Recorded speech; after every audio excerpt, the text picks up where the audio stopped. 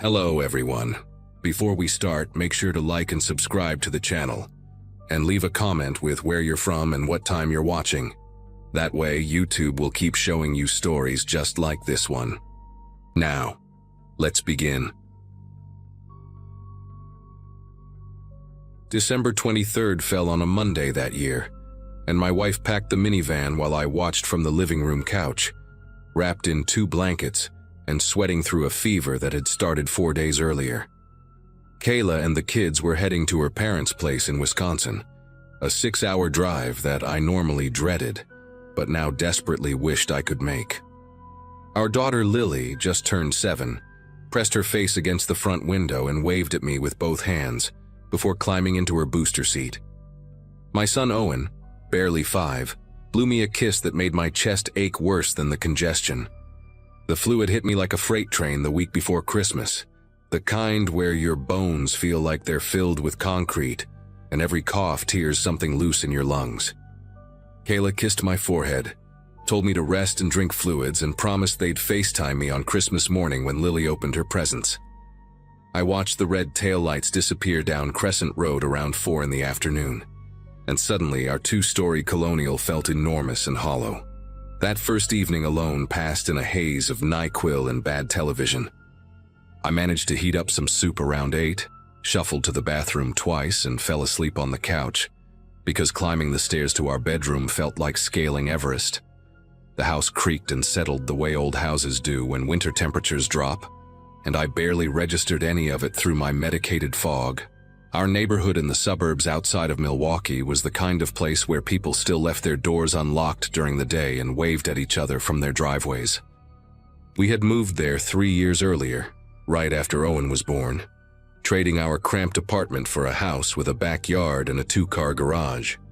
The block was mostly families with young kids and a few retired couples, the sort of street where nothing interesting ever happened. That night, I remember thinking how peaceful the silence was without the kids running around, how the only sounds were the furnace clicking on and the occasional car passing outside. By 11, I had dragged myself upstairs to the master bedroom, taken another dose of cold medicine, and collapsed into bed with my phone on the nightstand. What woke me was a sound that my fever-addled brain tried to explain away as a dream. A heavy thump somewhere below, like a package being dropped on the front porch. Christmas Eve was the next day, and we had been getting deliveries all week, so my first thought was that some overnight driver was dropping off a late shipment.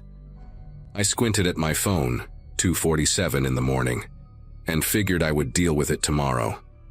But then came another thump, this one different, more like weight shifting on wood, and then a third sound that made me sit up in bed despite every muscle in my body screaming in protest.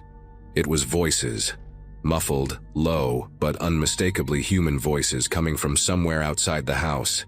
I told myself it was probably neighbors coming home late from a party, maybe struggling with their own holiday packages. The fever made everything feel distant and surreal, like watching a movie through a fogged window. I swung my legs over the side of the bed and sat there for a moment, listening, my heart starting to beat faster despite my attempts to rationalize what I was hearing. The master bedroom sat at the back of the house, with 2 windows overlooking the backyard and the wooden fence that separated our property from the Nguyen's place behind us. I did not turn on any lights. Some instinct I cannot fully explain kept me in the dark as I moved toward the window. The blinds were partially open, the way Kayla always left them because she liked waking up to natural light. I pressed my face close to the glass and looked down into the yard, and what I saw made every symptom of my illness vanish in a single instant of pure, crystalline terror. 3 figures dressed in dark clothing were climbing over the back fence, one already dropping into our yard, while the other 2 straddled the top. They moved with practiced coordination, no wasted motion, no hesitation.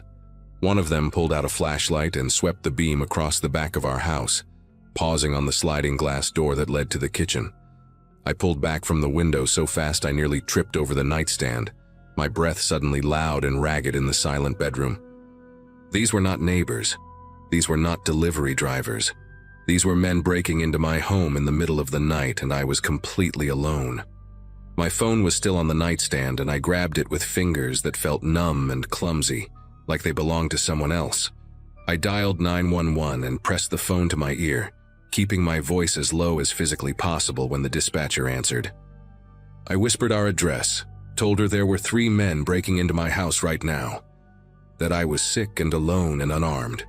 She asked me to stay on the line and told me officers were being dispatched, but her voice sounded impossibly far away, like she was speaking from the bottom of a well. Then I heard it, the unmistakable sound of glass breaking somewhere downstairs, followed by the scrape and click of the sliding door being forced open. They were inside. The dispatcher was saying something about staying hidden, about not confronting them, but I was already moving toward the bedroom closet because it was the only place I could think of. Our closet was a walk-in, not huge but deep enough that I could press myself into the back corner behind Kayla's winter coats. I slid the door shut as quietly as I could manage, leaving it open just a crack so I was not in complete darkness. From inside that closet I could hear everything with terrible clarity. Footsteps on the hardwood floors downstairs, heavy and unhurried, moving through the living room and into the kitchen. Then a voice, male, speaking just loud enough that the words drifted up through the heating vents that connected every room in the house. Clear the first floor fast, then upstairs. Families in Wisconsin until the 26th. I saw them pack the car. Another voice responded, younger sounding, almost eager. What about the alarm? The first voice laughed, a short, humorless sound. No alarm. These neighborhoods never have real security, just those fake signs in the front yard. I pressed my hand over my mouth to keep from making any sound, my whole body trembling not from fever now but from something far more primal. They knew. They had watched us. They had seen Kayla and the kids leave, had noted our habits, had probably driven past our house a dozen times over the past week waiting for this exact moment. This was not random. This was planned. The dispatcher was still on the line, her voice a tinny whisper from the phone I had pressed against my thigh to muffle any sound. I could hear her asking if I was still there, if I was safe, but I could not risk answering because the footsteps had reached the bottom of the stairs. There was a pause, a murmured conversation I could not make out, and then the creak of the first step. They were coming up. I had maybe 30 seconds before they reached the second floor, before they started opening doors, before they found the master bedroom and the closet where I was hiding like a child afraid of monsters. Except these monsters were real, and they were methodical, and I had nothing to defend myself with except a bottle of NyQuil and a box of tissues. The phone screen glowed faintly against my leg, and I watched the call timer tick upward, 4 minutes and 12 seconds since I had dialed. The dispatcher had said officers were on their way, but our suburb was not exactly a high-crime area.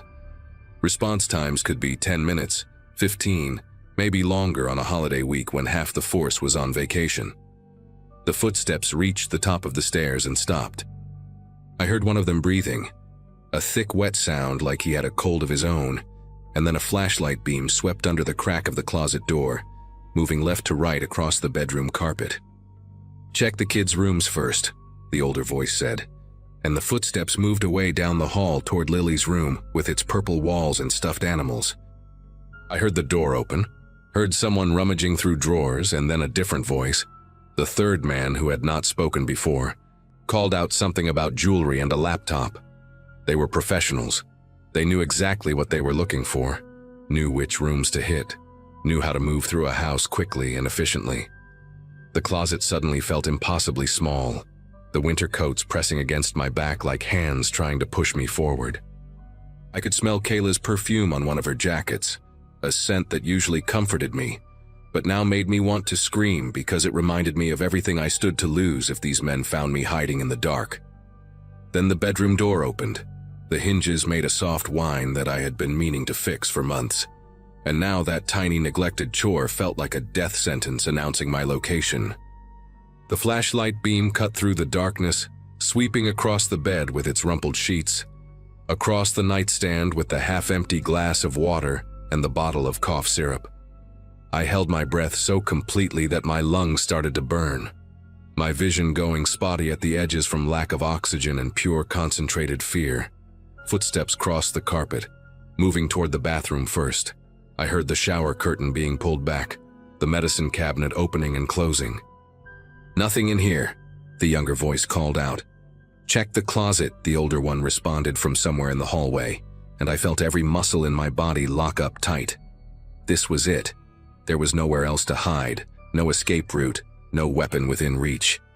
I was going to be found by men who had broken into my home expecting it to be empty, and I had no idea what they would do when they discovered they were wrong. The closet door started to slide open, and in that moment I did something I still cannot fully explain. Maybe it was the fever, maybe it was some desperate survival instinct, but I started coughing. Not quietly, not trying to suppress it. I let loose with the worst, most wretched hacking cough I could produce, the kind that sounded like tuberculosis and pneumonia combined. The door stopped moving. I kept coughing, adding a wet gurgling sound that came naturally given how congested I actually was. And then I heard the younger voice say something sharp and panicked. "Someone's in there! Someone's sick in there!" There was a commotion in the hallway, whispered arguing, and then the older voice cut through with authority. "Leave it, we got enough, let's move." The closet door slid shut again, and I heard footsteps retreating fast down the hallway, down the stairs, and then the slam of the back door. I kept coughing even after they were gone, unable to stop now that I had started, my whole body convulsing with the effort as tears streamed down my face. The police arrived, 11 minutes after I had first dialed, which meant they missed the intruders by maybe 3 or 4 minutes. I was still in the closet when I heard sirens, still clutching my phone with the 911 call at 17 minutes, and counting. 2 officers came through the broken back door with their weapons drawn, calling out and identifying themselves, and I finally managed to croak out that I was upstairs, that I was the homeowner, that the men were gone. They found me sitting on the closet floor surrounded by winter coats, shaking so badly that one of them thought I was having a seizure. The paramedics they called checked my vitals and said my fever had spiked to 103, probably from the stress and adrenaline. They wanted to take me to the hospital, but I refused because I could not stand the thought of leaving my house empty again, even with police tape on the back door. An officer stayed with me until morning while detectives processed the scene, dusting for fingerprints and photographing the damage. They had taken my laptop, Kayla's jewelry box, some cash from my desk drawer, and Owen's piggy bank that had maybe $40 in quarters. I called Kayla at 6 in the morning and told her what happened, and she drove back that same day with the kids, cutting their trip short by 3 days.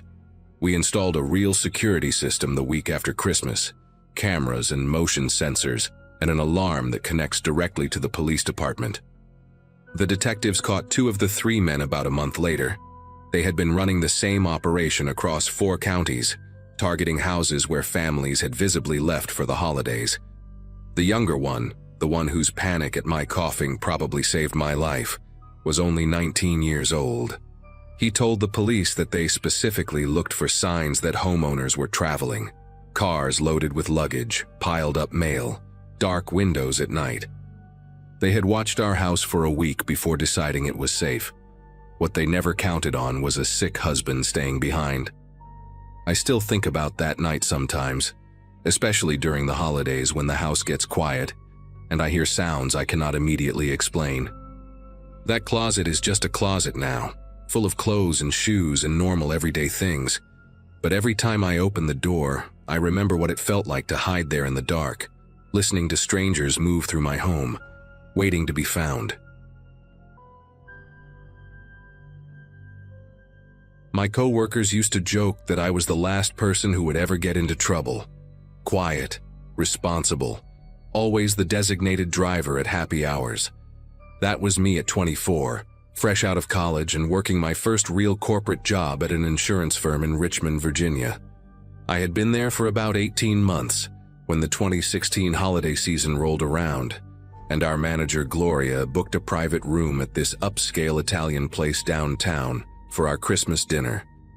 I remember spending an hour doing my makeup that night, wearing my nicest black dress, the pearl earrings my grandmother left me, and feeling like I had finally arrived somewhere in life. The restaurant had exposed brick walls, dim Edison bulbs hanging from the ceiling, and this gorgeous marble bar that made you feel important just by standing near it. I was so focused on having a good time, on fitting in with people I admired, that I never once considered anything could go wrong. 9 years later, I still get a knot in my stomach every time office holiday parties come around, because what happened after that dinner changed the way I move through the world forever. The dinner itself was perfect, almost annoyingly so in retrospect. Our group of about 15 people laughed, exchanged white elephant gifts, and drank way too much red wine for a Wednesday night. Gloria, this fierce woman in her 50s with silver streaks in her hair, and a laugh that filled entire rooms, kept refilling my glass and telling embarrassing stories about difficult clients. By 10:30, most of us were tipsy and warm from the alcohol. That kind of buzzing happiness where everything feels soft around the edges.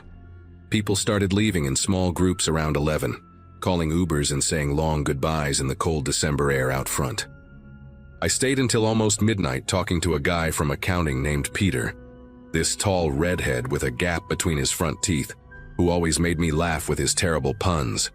When I finally decided to leave, the temperature had dropped significantly, and a bitter wind was cutting through the street like a blade. Instead of walking around the block to where I had parked my car, I made a decision that still haunts me. I figured I would cut through the alley behind the restaurant to save myself 2 minutes in the freezing cold. The alley was darker than I expected. The back of the restaurant had a single floodlight above the kitchen door, but it only illuminated a small circle near the dumpsters, leaving the rest of the passage in deep shadow. I could see the glow of the street on the other end, maybe 50 feet away, and I told myself it was fine. My heels clicked against the wet pavement, echoing off the brick walls in a way that made me suddenly aware of how alone I was. I pulled my coat tighter and walked faster, my breath forming little clouds in front of my face. I was maybe 15 feet into the alley when I heard footsteps behind me. Quick, deliberate, closing the distance. Before I could even turn around, a hand clamped over my mouth from behind and another grabbed my wrist so hard I felt the bones grind together. Someone dragged me sideways, and my ankle twisted as I stumbled, one of my heels snapping clean off. I tried to scream, but the hand pressed harder, and I could taste leather and something metallic, like the person had been handling coins. They shoved me behind the dumpster, into a space that smelled like rotting food and stale grease. A man pressed me against the cold brick wall, his face inches from mine, and in the dim light I could make out a ski mask with holes cut for his eyes and mouth. He was breathing hard, and I could smell cigarettes and something sour on his breath. His grip on my wrist was crushing, and he kept his other hand firmly over my mouth. I heard another voice from the entrance of the alley, low and urgent. Another one from the office party, hurry before more come out. That sentence hit me like a punch to the chest. Another one. They had been waiting, watching us leave the restaurant one by one, picking off whoever wandered away from the group. This was not random. This was not bad luck. These men had planned this, had studied us through the window as we laughed and drank, knowing exactly what they were going to do when we stumbled out into the night. The man holding me yanked at my purse strap so hard it burned across my shoulder before snapping. I heard the contents spill somewhere on the ground, my lipstick rolling away, keys jingling against concrete. He shoved the purse at someone I could not see, and then his hands were on me again, pulling at my coat, patting my pockets. When his fingers found my phone in my jacket, he ripped it out and tossed it behind him. Then he saw my earrings, my grandmother's pearls. He reached for my ear and I did something I did not plan, something that came from a place of pure animal instinct. I bit down on the hand, covering my mouth as hard as I could. I tasted blood, felt skin tear between my teeth, and the man screamed and jerked his hand away. For 1 second, maybe 2, his grip loosened and I twisted sideways and started to run. I made it 3 steps before something hard hit the back of my head and the world tilted sideways. I hit the ground on my hands and knees, my palms scraping against broken glass and gravel, pain shooting up my arms. Someone grabbed a fistful of my hair and pulled my head back. The man I had bitten was cursing, calling me names I will not repeat, and I could see blood dripping from his hand onto the pavement.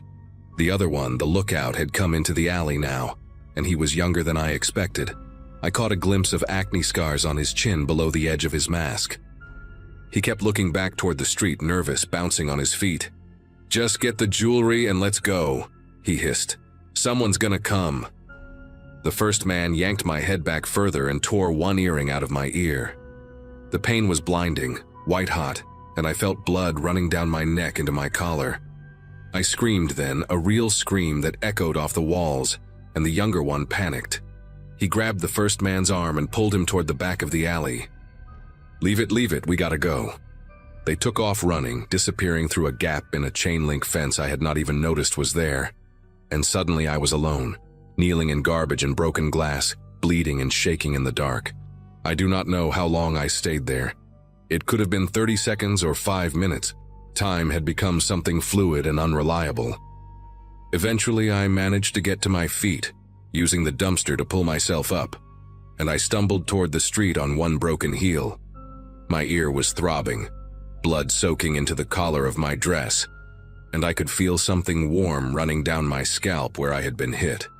When I reached the sidewalk, the world seemed too bright, too loud, even though the street was nearly empty. A couple walking their dogs saw me and the woman gasped, pulling out her phone immediately. I must have looked like something out of a horror movie. Mascara streaked down my face, blood on my neck and hands, my coat torn and dirty. The man took off his jacket and wrapped it around my shoulders, asking me questions I could barely process. Someone called 911. Someone else ran into the restaurant to get help. And then Gloria was there, her face pale and terrified, holding my hands and telling me I was going to be okay, that help was coming, that I was safe now. The police arrived before the ambulance. 2 officers, a man and a woman, and they asked me to describe what happened while we waited for the paramedics. I told them everything I could remember, the ski masks, the voices, the phrase about the office party. The female officer's expression changed when I mentioned that. She stepped away and spoke into her radio, and when she came back, she asked me the name of the restaurant and how many people had been at our dinner. I found out later what she had already known. I was the 3rd person attacked that night. A woman named Sandra from our marketing department had been mugged 2 blocks away around 11:15, walking to her car after saying goodbye to everyone. A man named Craig from IT had been jumped near the parking garage at 11:45, beaten badly enough to need stitches above his eye. 3 attacks in less than an hour, all targeting people leaving the same Christmas party.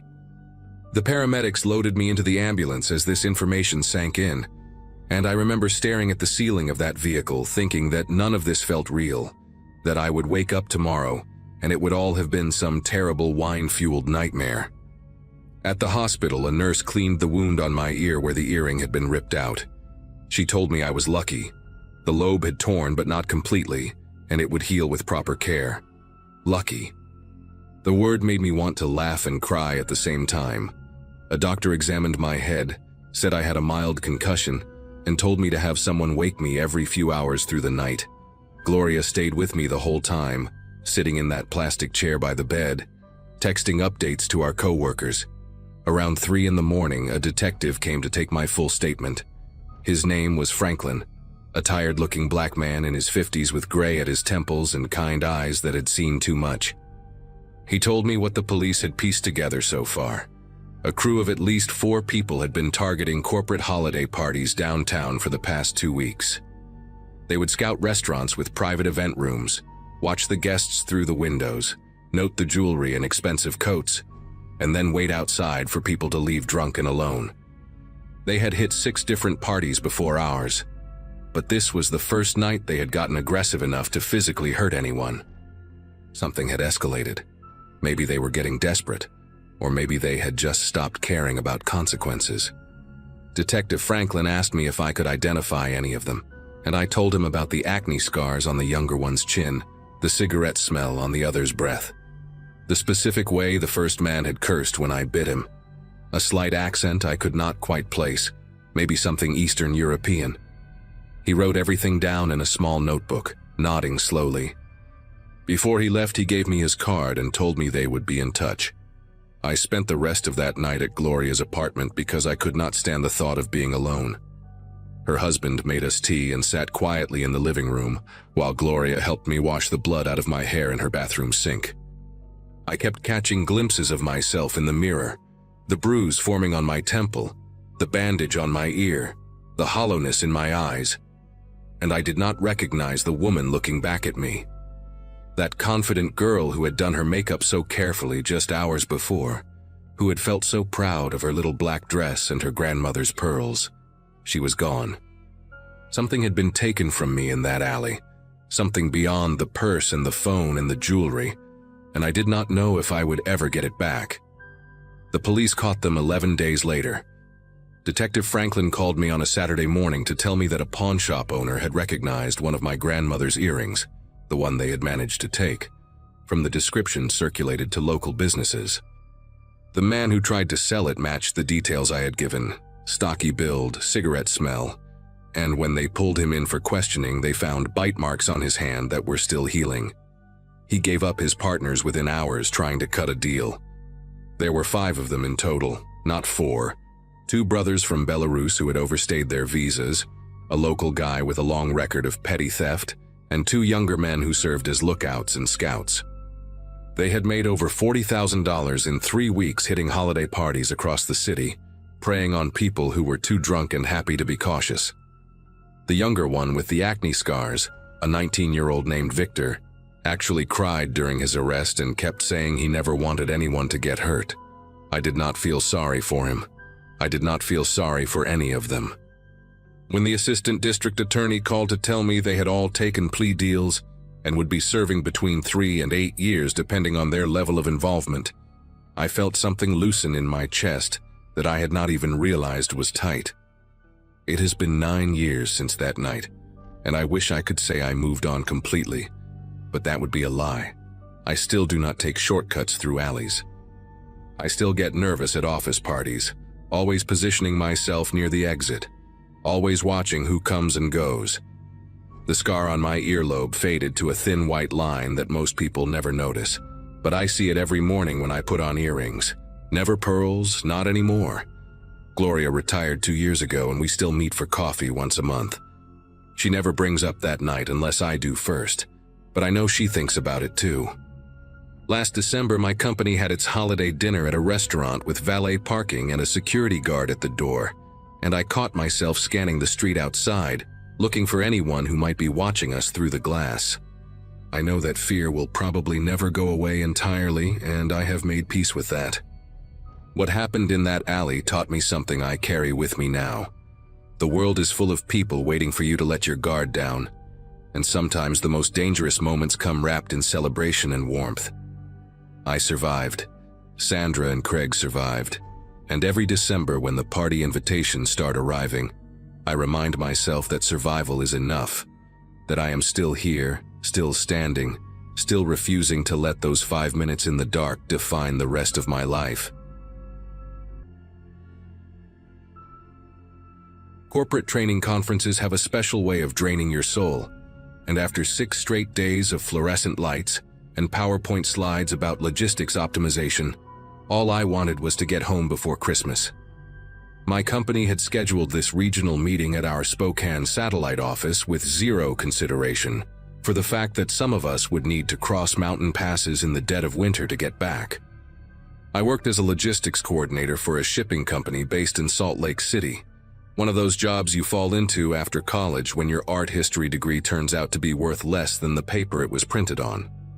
My graduating class had scattered across the country chasing careers, and here I was 10 years later, spending more time on highways than in my own apartment. That Friday morning, I threw my overnight bag in the back of my Subaru Outback, grabbed the largest coffee the hotel lobby offered, and pointed myself toward Interstate 90 heading south. The December sky hung low and gray, pregnant with snow that the weather app swore would hold off until I was safely through the passes. I believed that little green checkmark more than my own gut, and that choice haunts me still. The first few hours passed without incident, just me and the hum of the heater. A true crime podcast filling the silence as I watched Montana unfold through my windshield. I stopped for gas outside Missoula, standing in a parking lot so cold that my breath crystallized the moment it left my lips, and texted my roommate Jenna that I should roll in around 9 or 10 that night. She responded with a row of Christmas tree emojis and promised her famous spiked hot cocoa would be waiting, the kind with cayenne pepper that warms you from the inside out. I remember smiling at my phone, picturing myself on our worn leather couch with a mug in my hands and my cat Oliver purring on my lap. The highway began its slow climb after Helena, the landscape transforming from flat brown farmland into dense pine forests blanketed in white. The mountains out there have a way of making you feel utterly insignificant, like civilization is just a thin veneer that nature tolerates but could shrug off at any moment. I drove in silence after a while, the podcast abandoned, watching the trees blur past and the road narrow, completely unaware that within 2 hours I would be speeding through ice and darkness, while 3 men sprinted after my car with intentions I still cannot bring myself to fully imagine. The pass I needed to cross was called Lolo, and if you have ever driven it in winter, you know exactly why my stomach tightened as the elevation climbed. The road twists and curves along cliff edges, hugging the mountainside with guardrails that look like they were installed sometime during the Eisenhower administration. Snow had been plowed to the sides, forming walls of dirty white that narrowed the lanes and limited visibility around every bend. I slowed to about 40 miles per hour, my knuckles pale against the steering wheel, watching for black ice on the asphalt. The few cars I had seen earlier seemed to have vanished, and I realized I had not passed another vehicle in at least 20 minutes. Cell service had dropped to nothing somewhere around the last switchback, my phone showing that useless no-service message that feels like a death sentence when you are alone in the mountains. I told myself this was fine, that thousands of people drove this pass every winter without incident, that I just needed to focus and take it slow. The shadows from the pines stretched long across the road as the afternoon light began its early winter fade, and I remember thinking how easy it would be to disappear out here, how long it might take anyone to find you. I came around a blind curve doing maybe 35, being extra cautious because the road had started to descend, and I could feel my tires losing grip in patches, when I saw the black SUV parked on the narrow shoulder about 200 feet ahead. Its hazard lights blinked orange against the gray afternoon, and I could see a man standing beside the driver door, waving both arms above his head in that universal gesture of distress. He wore a dark jacket and jeans, and even from that distance I could tell he was looking directly at my approaching headlights. My first instinct, the one drilled into me by years of being a woman who travels alone, was to keep driving. Do not stop for strangers on empty mountain roads, especially when your phone does not work and the nearest town is 40 minutes behind you. But then another thought crept in, the guilty one, the one that whispered about how I would feel reading a news story tomorrow about some poor man who froze to death on Lolo Pass while cars drove by without helping. The temperature outside was hovering around 15 degrees. If his car had broken down, if he had been out there for hours already, he could genuinely be in danger. Slowed down even more, my mind racing through options, and in that hesitation, I made the decision that nearly cost me everything. I pulled onto the shoulder about 30 feet behind the SUV, leaving my engine running and my headlights on because something in the back of my brain was still screaming at me to be careful. The man started walking toward my car immediately, his gait quick and purposeful despite the icy ground, and I noticed he was not shivering at all. That detail registered somewhere deep in my consciousness but did not fully surface until later. He was maybe mid-40s, with a weathered face and a thick beard that had patches of gray near his chin. I cracked my window about 2 inches, just enough to hear him but not enough for a hand to fit through, and called out asking what was wrong.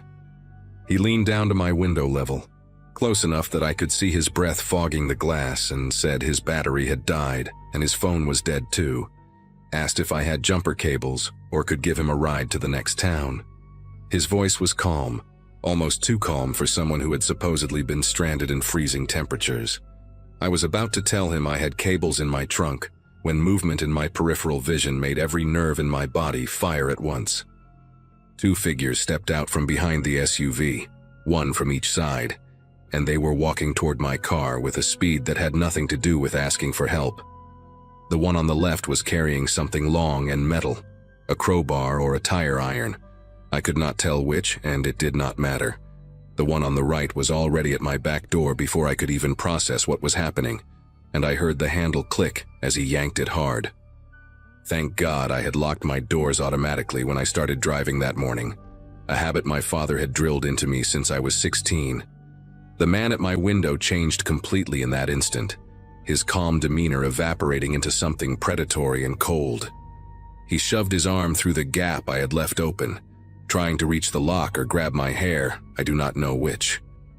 I screamed something, probably just a raw sound of terror, and slammed my foot on the gas pedal without any thought beyond escape. My tires spun on the ice for one horrifying second where nothing happened, where the world seemed to pause and let me understand exactly how trapped I was. Then they caught, and my car lurched forward so violently that the man at my window stumbled backward and fell onto the road. I heard shouting behind me, angry male voices, but I did not look back. I just drove, fishtailing wildly on the frozen asphalt, my entire body trembling so hard I could barely keep the steering wheel straight. The next 10 minutes are a blur of adrenaline and terror that I have tried to piece together dozens of times since. I remember glancing at my rearview mirror and seeing the SUV's headlights flicker on, which meant they were coming after me. The road ahead was nothing but curves and ice and darkness creeping in from the edges of the forest, and I had to make a choice between driving fast enough to stay ahead of them and driving slow enough to not wrap my car around a tree. I pushed the speedometer to 50, then 55, feeling my back end slide with every turn while my headlights carved pale tunnels through the growing dusk. At some point I started crying, not sobbing but just tears streaming down my face while I whispered please, please, please like a prayer to no one. The SUV's headlights appeared behind me on a straight stretch, maybe a quarter mile back, and I watched them grow larger in my mirror as they closed the distance. They knew this road better than I did. That much was obvious. They knew exactly where to position themselves, exactly which curves would force a good person to stop, and they probably knew exactly how to run someone off a cliff and make it look like an accident. I do not know how long the chase lasted, whether it was 5 minutes or 15, but I remember the exact moment it ended. The road curved sharply to the left, and then opened up into a wider stretch where the trees pulled back from the shoulder. And sitting there like a mirage was a pickup truck with a camper shell parked at a scenic overlook. An older man in an orange hunting vest was standing outside the truck, a cigarette glowing between his fingers as he watched the last light fade over the mountains. I laid on my horn as I approached, a long, continuous blast that made him spin around in alarm, and I pulled off the road so fast that I nearly clipped his front bumper. The SUV behind me did not stop. It flew past the overlook doing at least 60, disappearing around the next curve without even tapping its brakes. I threw my car into park and just sat there, hyperventilating, unable to move as the hunter walked toward my window with a confused and concerned expression on his weathered face. When I finally managed to roll down my window and speak, what came out was barely coherent, just fragments about men and a crowbar and them trying to get into my car. He listened without interrupting, his eyes scanning the road behind me, and then he said 4 words that confirmed I had not imagined any of it. "You are not the first." His name was Gene, and he had lived in the area for over 30 years, hunting elk and mule deer in these mountains since before I was born. He told me to stay in my car with the doors locked while he grabbed his rifle from the truck, not because he thought they would come back, but because he wanted me to feel safe. Once he was standing beside my window with a scoped hunting rifle cradled in his arms, he explained what he knew. There had been 4 other incidents on this stretch of road in the past 2 months, all of them following the same pattern. A black SUV with hazard lights, a man waving for help, and then multiple attackers emerging once someone stopped. 2 of the victims had been carjacked and left stranded in the freezing cold. One of them a mother with 2 kids in the back seat who had to walk 3 miles in the snow before finding help. Another victim, a man traveling alone, had been beaten badly when he tried to fight back, his wallet and phone stolen, his car taken and later found burned out on a logging road. The police knew about it, Jean said, but the passes covered multiple jurisdictions, and the attackers never stayed in one spot long enough to be caught. They picked blind curves where drivers had to slow down, places where guilt would override caution, where the human instinct to help someone in trouble became a trap. I sat in my car at that overlook for almost an hour, waiting for my hands to stop trembling enough to drive. Jean refused to leave until he was sure I was okay, standing guard with his rifle while the temperature dropped and stars began to appear in the darkening sky above us. He let me use his satellite phone to call the county sheriff, and I gave a statement right there on the side of the road, describing the 3 men, the SUV, the license plate I had not thought to memorize because I was too busy trying not to die. The deputy on the phone sounded tired but not surprised, and he confirmed what Jean had told me. This crew had been hitting the passes all winter, moving between locations, always targeting solo drivers who looked like they might stop for someone in distress. They asked if I wanted to press charges if they caught them, and I almost laughed at the question. Of course I did. These men had turned basic human decency into a weapon, had exploited the part of us that wants to help strangers, and they had almost certainly done worse things to other people than what they tried to do to me. Before he hung up, the deputy told me something I have never forgotten. He said the woman with the 2 kids, the one who had been carjacked, she only stopped because her son had pointed at the man waving and asked why no one was helping him. She told the police she could not drive past after that, could not let her children see her ignore someone who needed help. Jean followed me down the mountain that night, his headlights a steady presence in my rearview mirror for the next 40 miles until we reached a town with cell service and a gas station, bright enough to feel like civilization again. I hugged him in the parking lot, this stranger with a rifle and a cigarette habit who had probably saved my life just by being in the right place at the right time, and he told me to drive safe and stay smart. I made it home to Salt Lake City around midnight, 6 hours later than I had planned, and Jenna was still awake waiting for me with that spiked hot cocoa she had promised. I did not tell her what happened until the next morning because I could not find the words that night, could only sit on the couch with Oliver purring against my chest and stare at the Christmas tree lights blinking in the corner of our living room. She cried when I told her. I cried too, not from fear anymore, but from the strange delayed realization of how close I had come to becoming one of those stories people share around campfires. One of those unsolved mysteries that haunts a stretch of highway forever. 3 weeks later, I got a call from the sheriff's office telling me they had caught the men responsible. An off-duty state trooper had spotted the SUV setting up on a different pass and called it in, and when they ran the plates, it matched a vehicle reported stolen 2 states away. All 3 of them had warrants, long histories of robbery and assault, and one of them was wanted in connection with a missing persons case from the previous spring that was still open. I still drive through mountains when I have to, but something fundamental changed in me after that day on Lolo Pass. I keep my doors locked and my windows up. I never stop for strangers no matter how guilty it makes me feel, and I carry a satellite communicator in my glove box now for emergencies. Sometimes I wonder about the person they were waiting for after me, whether anyone else stopped that evening before the sun went down completely, whether someone out there was not as lucky as I was. I think about that mother and her kids walking through the snow, about the man who got beaten for trying to fight back, about all the people whose basic goodness was weaponized against them by men who saw compassion as nothing more than opportunity. The worst part is not the fear that lingers, though that is bad enough. The worst part is knowing that a small piece of my faith in humanity got left behind on that frozen road, and I am not sure I will ever get it back. I used to be the kind of person who stopped to help strangers.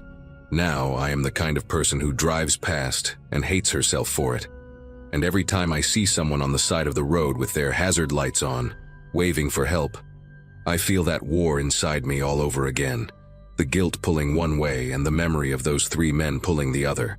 And I press the gas pedal a little harder and whisper an apology to whoever they are, real or not, and I keep driving. My buddy Corey and I had been sneaking through the Norfolk Southern freight yard since middle school.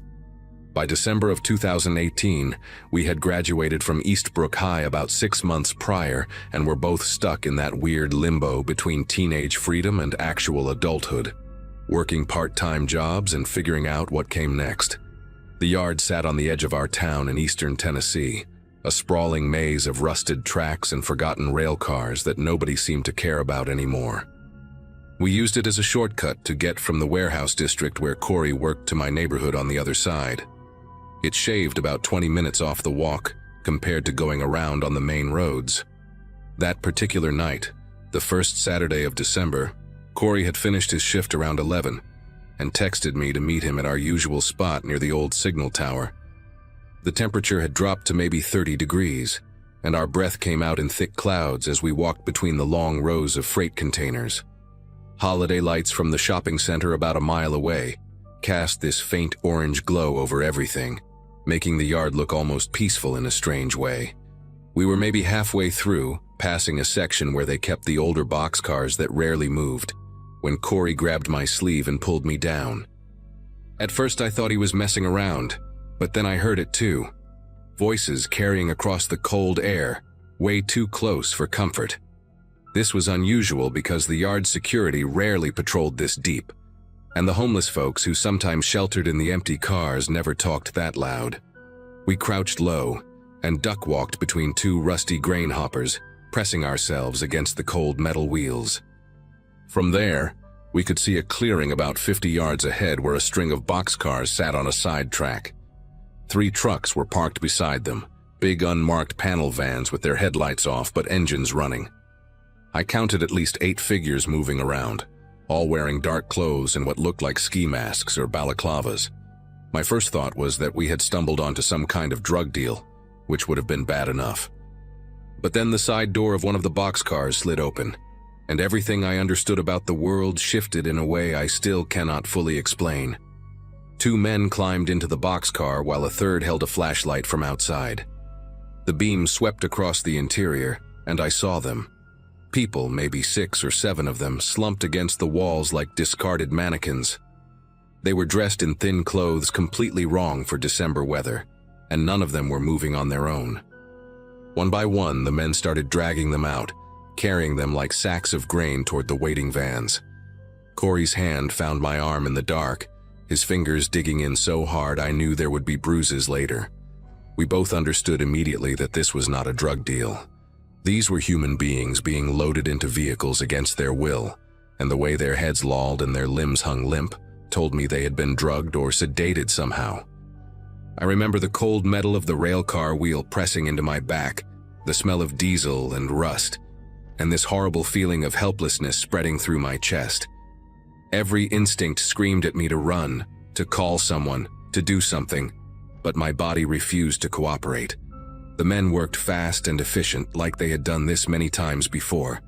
They communicated in short bursts, hand signals, and whispered commands in a language I could not identify. One of them kept checking his phone, the screen glow briefly illuminating a face that looked weathered and impatient. A woman was passed from the boxcar to the ground, and I noticed her feet were bare despite the freezing temperature. Her hair hung over her face in tangled clumps, and her arms showed dark marks that could have been bruises or dirt. It was hard to tell from where we hid. By now, they had transferred maybe 5 people into the first van, stacking them inside with zero regard for comfort or dignity. I wanted to believe I was dreaming, that I had fallen asleep at home and this was some kind of nightmare fueled by too many crime documentaries. But the cold was too real, the sounds too sharp, the fear too immediate. This was happening 20 feet away from us, and all Corey and I could do was watch and pray they did not look in our direction. That is when one of them woke up. A young guy, maybe around our age or a little older, suddenly jerked his head up as 2 men were carrying him toward the second van. His eyes went wide, and for a split second he seemed completely disoriented. Then pure animal terror took over. He thrashed so hard that he slipped from their grip and hit the gravel on his hands and knees. The men shouted, and the young guy scrambled to his feet and started running. He made it maybe 15 feet before one of the masked figures caught up to him, tackling him from behind with a brutal efficiency that made my stomach turn. I heard the impact, this wet thud of bodies hitting frozen ground, followed by muffled screaming as they pinned him down. Another man jogged over carrying what looked like a syringe, and within seconds the screaming stopped. They picked him up again, limp as before, and continued loading him into the van like nothing had happened. The whole incident lasted maybe 30 seconds, but those 30 seconds burned themselves into my memory with perfect clarity. Corey was breathing so fast I thought he might pass out. I pressed my hand over his mouth, not to silence him, but to ground him somehow, to remind him that we needed to stay invisible. My own heart was slamming against my ribs like it wanted to escape my chest. The young man who had tried to run, I kept seeing his face in that brief moment of consciousness, the way recognition and horror had flooded his features simultaneously. He knew exactly what was happening to him. He knew he was being taken somewhere terrible, and his body had summoned every last ounce of strength to fight back. And it had not mattered. They had caught him in seconds, sedated him again, and now he was just another unconscious body in the back of a van. I thought about my phone, still in my jacket pocket, and how I should be recording this or calling 911. But my brain kept replaying what they had done to that kid, how fast and how ruthless, and I understood with horrible certainty that if they found us hiding here, we would end up in one of those vans too. The whole operation took maybe 20 minutes from when we first hid to when the last van door slammed shut. One of the men walked around the boxcar with a flashlight, checking the ground and the surrounding area. For one terrible moment, the beam swept toward the grain hoppers where we crouched, and I felt Corey stop breathing entirely. The light passed over us without pausing, but I swear it grazed the edge of my sneaker. Then the man turned back, said something to his companions, and climbed into the passenger seat of the lead van. The engines revved, and all three vehicles pulled away slowly, their headlights still off as they navigated through the freight yard toward a service road on the far end. We did not move. We stayed pressed against those cold wheels for what felt like an hour, but was probably closer to 10 minutes, waiting to make sure they were truly gone and not circling back. The silence that followed their departure was somehow worse than the sounds of what we had witnessed.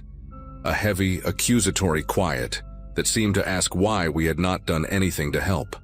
When we finally crawled out from our hiding spot, my legs had gone numb from crouching so long in the cold. Corey vomited against the side of a rail car, this raw heaving sound that echoed across the empty yard. I stood there watching him, my mind still trying to process what had just happened. Neither of us spoke as we made our way home, taking a different route that kept us far from the section where the transfer had occurred. I kept looking behind us, checking shadows, listening for engines.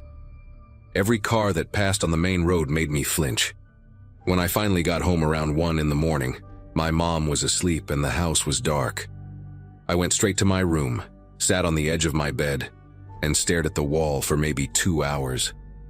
I could not sleep. Every time I closed my eyes, I saw that young man trying to run, saw him hit the ground, saw the syringe. I knew I needed to tell someone, but I had no idea how to explain what we had seen without putting ourselves in danger. Corey called me the next morning, his voice hoarse and shaky. He had not slept either. We talked in circles for almost an hour, going back and forth about what to do. Part of me wanted to go straight to the police, tell them everything, and let them handle it.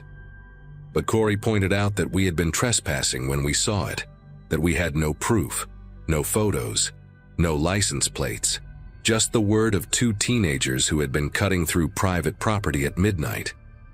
And there was something else neither of us wanted to say out loud. If these people were organized enough to move human beings through a freight yard like cargo, they were probably organized enough to find out who reported them. We decided to wait a few days, see if anything came up in the news, and then figure out our next move. It was a coward's decision, and I knew it even then. But fear has a way of making cowardice feel like common sense. 4 days later, it was all over the local news. The county sheriff held a press conference announcing that 7 people had been reported missing over the past 2 weeks, all from small towns within a 100-mile radius. Most of them were undocumented immigrants, people who had come looking for work and had no family nearby to notice when they vanished.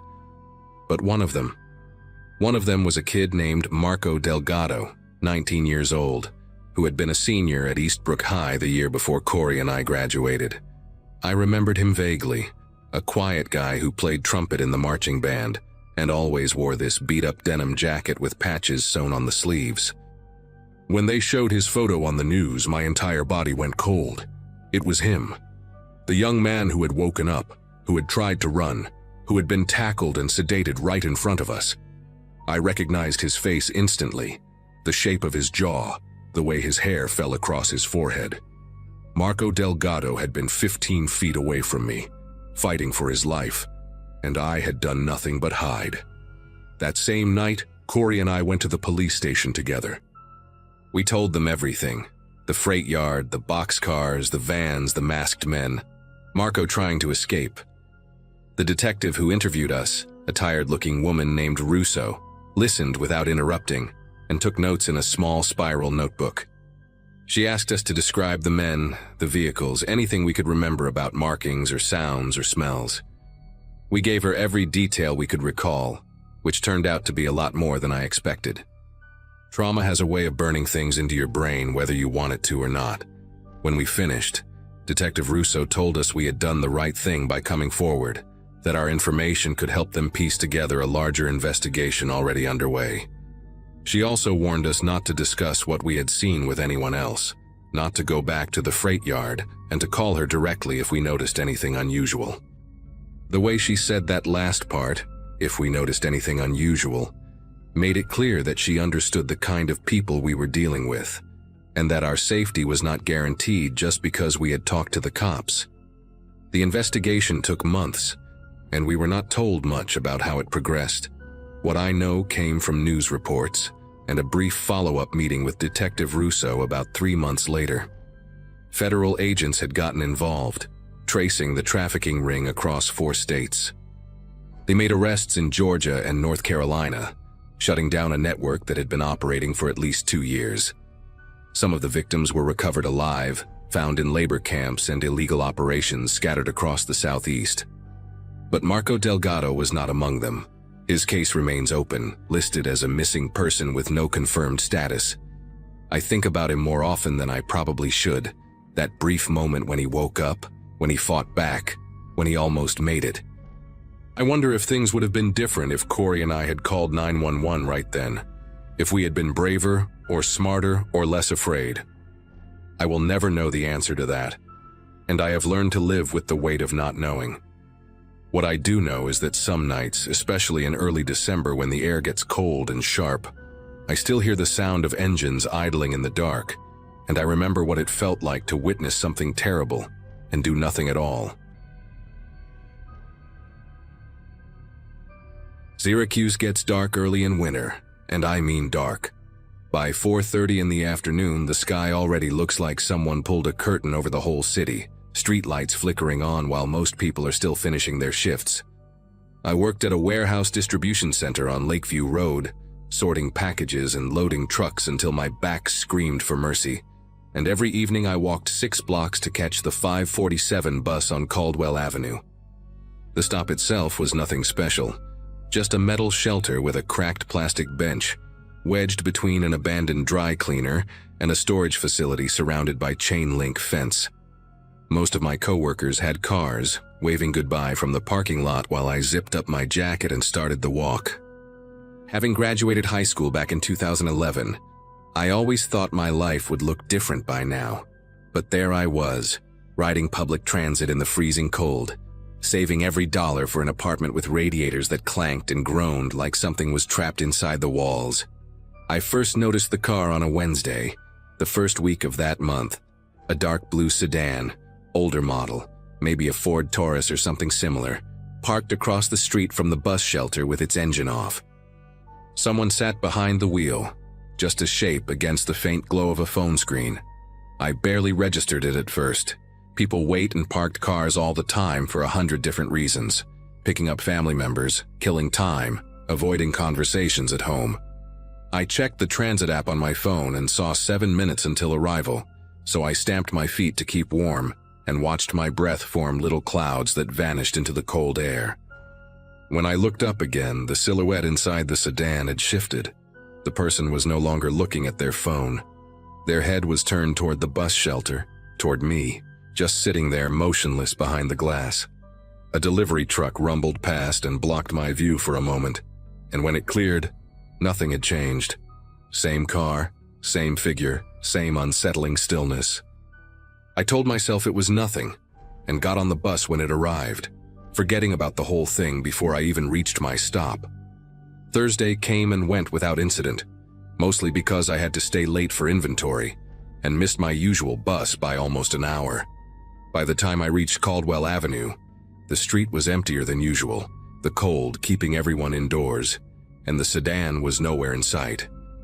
I remember feeling relieved without fully understanding why, like some part of my brain had flagged that car as a problem even though I had consciously dismissed it. Friday was different.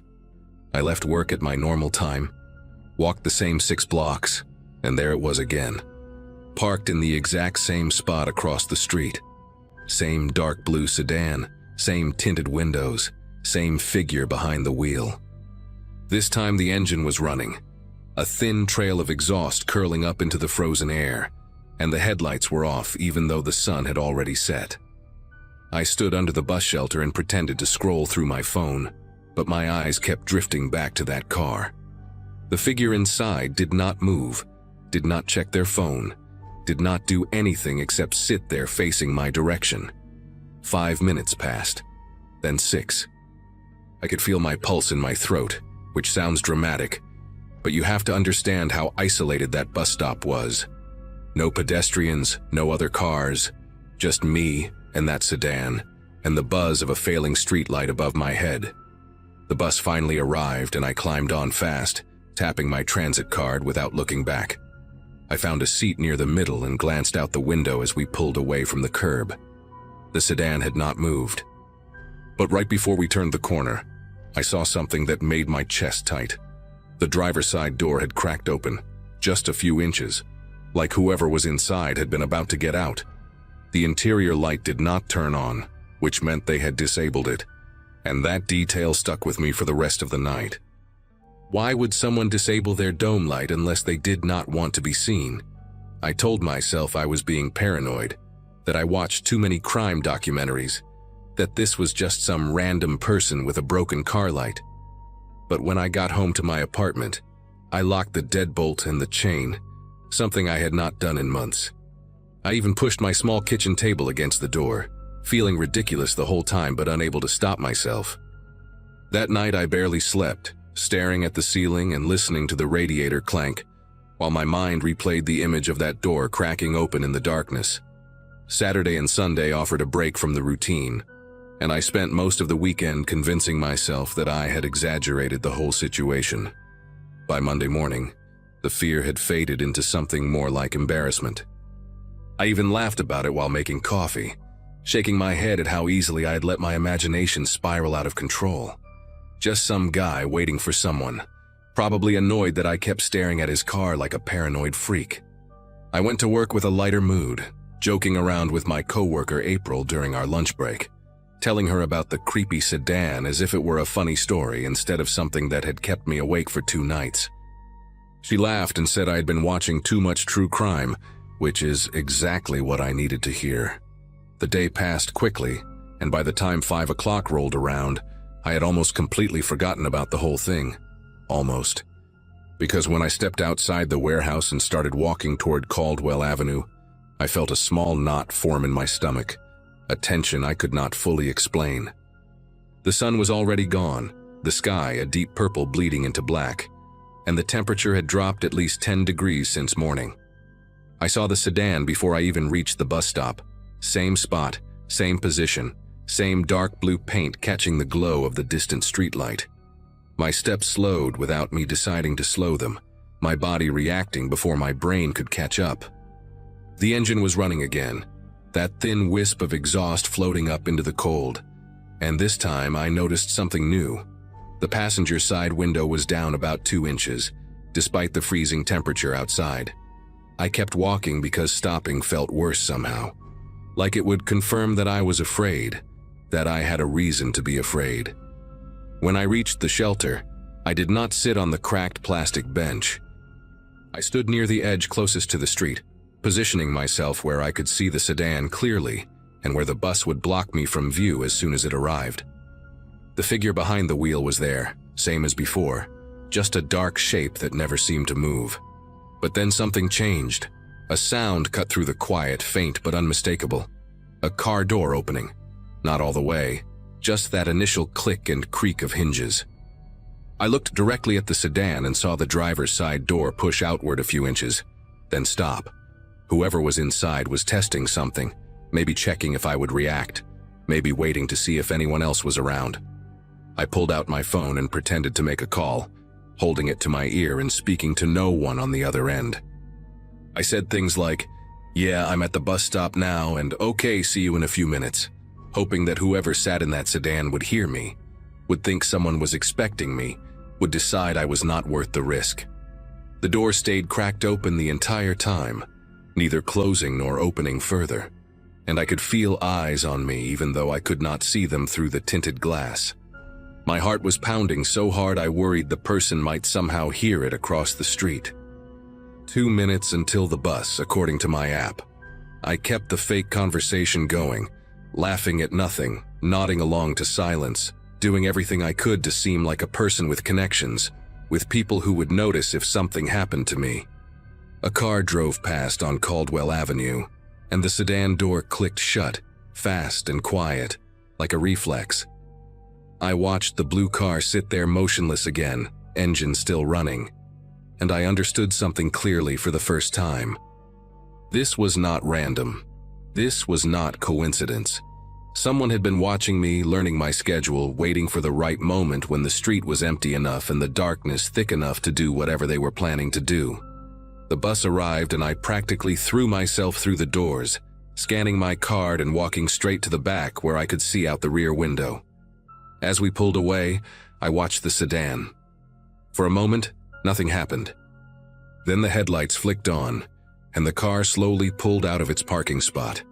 It did not follow the bus, not exactly, but it drove in the same direction, turning left where we turned left, maintaining a distance of about half a block. I pressed my face closer to the glass, trying to see the license plate, but the angle was wrong and the streetlights too dim. The sedan followed for 3 more blocks before it turned off onto a side street and disappeared. I sat back in my seat, breathing hard, trying to process what had just happened. When I got off at my usual stop, I did not walk straight home. Instead, I went into the convenience store on the corner and stayed there for 20 minutes, pretending to browse the aisles while watching the street through the window. No blue sedan, no one suspicious. Just the normal flow of evening traffic and pedestrians bundled up against the cold. I bought a bag of chips I did not want and finally walked home, checking behind me every few steps until I reached my building. That night I called my older brother Jeff, who lived about 40 minutes away in a suburb outside the city. He worked as an electrician and had that practical, no-nonsense attitude that made me feel stupid for even bringing it up. But I told him everything anyway: the sedan, the figure behind the wheel, the door cracking open, the way the car had followed the bus. He was quiet for a long moment after I finished, which surprised me because I expected him to tell me I was overreacting. Instead, he asked me specific questions. What color was the car exactly? Did I notice any dents or stickers or anything distinctive? What time did I usually get to the bus stop? Had I noticed anyone else being watched? I answered as best I could, and when I finished, he told me to start taking pictures. Document everything, he said. Get the license plate if I could. And most importantly, he told me to call the police and file a report, even if they could not do anything right away. Having something on record mattered, he explained, in case things escalated. I promised I would, and after we hung up, I sat on my couch feeling a strange mix of validation and terror. My brother had taken me seriously, which meant this was serious, which meant I was not imagining the danger I felt every time I stood at that bus stop alone in the dark. I called the non-emergency police line the next morning before work and explained the situation to an officer who sounded tired but not dismissive. She took down the details, the location, the description of the car, the times I had seen it, and told me they would make a note in their system. She also suggested I vary my routine if possible, take a different bus, get picked up by someone, avoid being alone at that stop during the evening hours. I thanked her and hung up, feeling slightly better but also frustrated. Vary my routine. Easy to say when you have options, when you have a car or flexible hours or someone who can drive you. I had none of those things. My shift ended at 5 every day. The 5:47 was the only bus that got me home at a reasonable hour, and asking Jeff to pick me up every evening was not realistic. So I went to work, did my job, and when 5 o'clock came, I walked toward Caldwell Avenue with my phone already in my hand, camera app open, heart beating faster with every step. The sedan was there. Same spot, same silence. But this time, I was ready.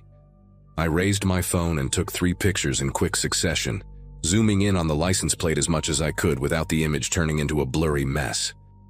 The figure inside the car must have noticed because the sedan suddenly pulled forward, not fast but deliberate, rolling out of the parking spot and down the street away from me. I kept taking pictures as it moved, capturing the rear of the vehicle, the shape of the taillights, anything that might help identify it later. My hands were steady even though everything inside me was screaming. The car turned right at the end of the block and vanished from sight, and I stood there under the bus shelter feeling like I had won something small but important. I had proof now. I had evidence that this was real, that someone had been watching me, that I was not crazy. When I got home, I emailed the photos to myself, saved them to my cloud storage, and sent copies to Jeff along with a message explaining what happened. He replied within minutes telling me to send everything to the police as well, which I did. The officer I had spoken to earlier called me back that evening and said they would run the plates and see what came up. She sounded more interested now, more alert, and she asked if I could come into the station the next day to give a formal statement. I agreed without hesitation. Wednesday morning, I went to the police station before my shift and sat across from a detective named Howell, a woman in her 50s with short gray hair and reading glasses that she kept pushing up her nose. She showed me a photograph on her computer screen and asked if I recognized the vehicle. It was the blue sedan, no question, and I told her so immediately. She nodded and then told me something that made the room feel smaller. The car belonged to a man named Ronald Pratt, 47 years old, no permanent address with a record that included assault, harassment, and a previous arrest for attempted abduction in another state 8 years ago. He had been released on parole 2 years prior and had recently been spotted in multiple locations around the city, always near bus stops, always during the early evening hours when the sun went down and the streets emptied out. I was not his only target, she explained. 3 other people had filed similar reports over the past month, all describing the same car, the same behavior, the same feeling of being watched and tested. The detective thanked me for coming forward and for the photos, which had given them the clearest image of his plates they had received so far. She told me they were actively looking for him now, and she advised me to stay vigilant until they made an arrest. For the next 4 days, Jeff picked me up after work. He would pull into the warehouse parking lot at 5:15, and I would climb into his truck and feel something close to normal for the 20 minutes it took him to drop me home. I hated needing help, hated feeling like I could not handle my own life, but I also knew that pride was not worth dying over. The bus stop on Caldwell Avenue stayed empty those evenings, at least from what I could see as we drove past. No blue sedan, no figure watching from behind tinted glass. Maybe Pratt had moved on to another part of the city. Maybe he knew the police were closing in and decided to lay low. I checked the local news obsessively, scrolling through articles on my phone during lunch breaks and before bed, waiting for something, anything that would tell me this nightmare was over. On Sunday night, I finally found it. A short article buried in the crime section reported that a man had been arrested near a bus stop on the east side of Syracuse after a witness called 911 to report suspicious behavior. The suspect, identified as Ronald Pratt, was taken into custody without incident and was being held on multiple charges including stalking, harassment, and violation of parole. The article mentioned that police believed he was connected to a string of incidents targeting individuals at isolated transit stops throughout the city during the early weeks of December. I read that article probably 15 times before I let myself believe it was real. Jeff called me that night after seeing the same news, and neither of us said much, just sat on the phone in silence for a while, breathing, processing. I went back to taking the bus the following Monday. Same route, same time, same cracked plastic bench under the flickering streetlight. The sedan was gone. The parking spot across the street sat empty, just a patch of asphalt where something terrible had almost happened but did not. I still think about those evenings sometimes, standing alone in the cold while someone watched me from behind dark glass, calculating, waiting. I think about how easily things could have gone differently, how one night without witnesses or one delayed bus might have changed everything. People always say to trust your instincts, and I used to roll my eyes at that kind of advice, but not anymore. My body knew something was wrong before my brain caught up, and the only reason I am writing this now instead of being another name in a news article is because I listened. If something feels wrong, it probably is. Document everything. Tell someone. Do not let anyone make you feel stupid for being afraid. Fear kept me alive, and I will never apologize for that. Divorce has a way of making you crave silence. After 18 months of lawyers, arguments, and dividing everything from furniture to friendships, the idea of spending Christmas week completely alone felt less like loneliness and more like a reward. My co-worker Denise practically begged me to join her church potluck, and my landlord even mentioned a community dinner at the recreation center, but I turned down every invitation without a second thought. The townhouse complex where I lived sat on the outskirts of Tucson, one of those newer developments where every unit looked identical. Beige stucco walls, terracotta roof tiles, and a tiny backyard barely big enough for a grill and 2 lawn chairs. My place was the last unit on the east side, which meant I only shared one wall with my neighbor, an elderly man named Howard, who spent winters visiting his daughter in Seattle. His place had been dark and empty since early December. The unit across the small parking lot belonged to a young couple who had loaded up their SUV on the 22nd and driven off to spend the holidays with family somewhere in Texas.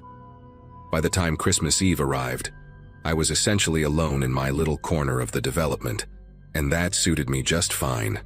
The first 2 days of my vacation passed exactly as I had planned. Lazy mornings, long baths, and enough chocolate to put myself into a pleasant sugar coma. My graduating class from northern Arizona had scattered across the country years ago, so there was nobody local expecting me anywhere, nobody checking in, nobody wondering what I was doing at any given moment. December 23rd fell on a Monday that year, and I had taken the entire week off from my job at the insurance agency downtown. The main cluster of townhouses sat about 200 feet away from my unit, separated by a row of decorative desert landscaping and a curved walking path. I could see their Christmas lights twinkling in the distance from my kitchen window, but they felt miles away from my quiet little corner. That night, Christmas Eve, I made myself a simple dinner of pasta and garlic bread, poured a generous glass of Merlot, and settled onto my couch to watch some cooking competition show. The temperature outside had dropped into the low 40s, which counts as freezing by Arizona standards, and I remember feeling grateful for my thick wool socks and the blanket draped across my lap. The house was warm, the wine was good, and for the first time in almost 2 years, I felt something close to peace. The cooking show had just ended, and I was debating whether to open a second bottle of wine or call it an early night when I noticed the living room get slightly darker. It took me a moment to realize what had changed. The soft glow from my outdoor Christmas lights, the ones I had strung along the front porch railing, had disappeared. I glanced at the clock on my cable box and saw it was just past midnight. Officially Christmas Day now. My first thought was that the timer had malfunctioned, but I distinctly remembered setting it to stay on until 2 in the morning. I figured a fuse must have blown, which would not have surprised me given how old the electrical panel in these townhouses was. I grabbed the small flashlight I kept in my kitchen junk drawer and headed toward the front door, already mentally cursing the inconvenience of having to dig through the utility closet in the dark. But as I passed by the front window, I stopped. Through the gap between my living room blinds, I could see the parking lot bathed in the pale yellow glow of the complex street lamp, and crossing through that light, moving slowly along the front of my townhouse, was a shadow. At first, my brain tried to rationalize it. Maybe someone from the main cluster of townhouses was taking a late-night walk, or perhaps a neighbor I did not know had come home for the holiday after all. But the shadow stopped directly in front of my window. Just stood there, a dark silhouette against the faint light, completely motionless. I could not make out any features through the blinds, just the general shape of a person, tall and broad-shouldered, facing my unit. My heart started pounding so hard I could feel it in my throat. I backed away from the window slowly, trying not to make any sudden movements, and pressed myself against the wall next to my bookshelf. The rational part of my mind kept insisting there had to be an innocent explanation, that I was overreacting because of the wine and the late hour, and the fact that I had been watching too many true crime documentaries lately. But something deep in my gut, some ancient instinct that exists in all of us, was screaming at me that this was wrong. I stood there in the darkness of my living room, barely breathing, watching that shadow through the thin gaps in my blinds, waiting for it to move, to leave, to do anything except stand there staring at my home. The figure remained motionless for what felt like an eternity, but was probably closer to 2 or 3 minutes. Then, without any warning, it moved. Not away from my townhouse, but around the side, disappearing from my line of sight toward the narrow alley that ran between my unit and Howard's empty place. My mind raced through possibilities. Maybe it was a homeless person looking for shelter, or a drunk who had wandered into the wrong complex, or even some teenager playing a stupid prank on Christmas Eve. I told myself to calm down, to think rationally, but my body refused to listen. I crept through my living room toward the back of the house, staying low, keeping away from the windows. My townhouse had a small back patio with a sliding glass door that led out to the tiny yard, and beyond that was nothing but empty desert scrubland and a wooden fence that marked the edge of the property. I had always loved that fence because it gave me privacy, but now all I could think about was how isolated I was back here, how far away from the other units, how nobody would hear me if I screamed. I reached the kitchen and peered around the corner toward the back door, straining my ears for any sound from outside. That is when I heard it, the soft metallic click of someone testing the handle on my back door.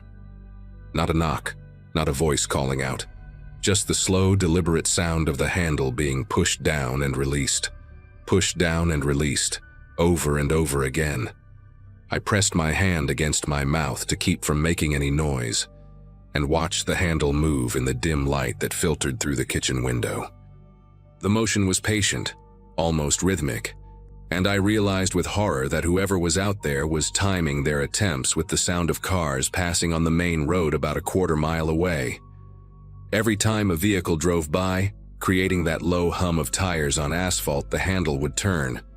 They were using the noise to mask what they were doing, which meant this was not some confused stranger or random drunk. This was someone who had thought about this, planned this, someone who knew exactly what they were doing. My phone was on the coffee table in the living room, and the distance between me and that phone felt like miles.